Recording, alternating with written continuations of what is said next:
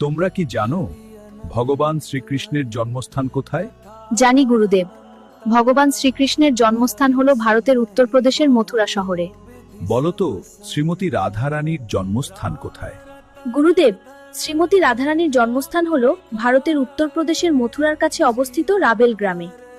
আর বলো তো, বলরাম সুভদ্রার জন্মস্থান কোথায়? বলরাম গোকুলে নন্দগৃহে মাতা রোহিণীর গর্ভে জন্মগ্রহণ করেছিলেন, আর সুভদ্রার জন্ম দ্বারকায় পিতা বসুদেব ও মাতা রোহিণীর ঘরে। কিন্তু জানো কি, শ্রীমতী রাধারানীর গ্রাম কোথায়? শ্রীমতী রাধারানীর জন্ম রাভেলে হলেও তিনি তার শৈশব ও কৈশোরের অধিকাংশ সময় বর্ষণা গ্রামে কাটিয়েছেন, যে কারণে বর্ষণাকেই তার মূল লীলাভূমি ও হোমল্যান্ড হিসেবে ধরা হয়। বলতে পারবে কি, রাধাকৃষ্ণের বিবাহ কোথায় হয়েছিল? রাধাকৃষ্ণের বিবাহ ভারতের উত্তরপ্রদেশের মথুরা জেলার ভান্ডিরবন নামক স্থানে হয়েছিল। কিন্তু জানো কি, কে ছিল এই বিয়ের পুরোহিত? স্বয়ং ব্রহ্মা ছিলেন এই বিয়ের পুরোহিত। কোন শহর ভগবান শ্রীকৃষ্ণ নির্মাণ করেছিলেন? ভারতের গুজরাটের দ্বারকানগরটি ভগবান শ্রীকৃষ্ণ নির্মাণ করেছিলেন।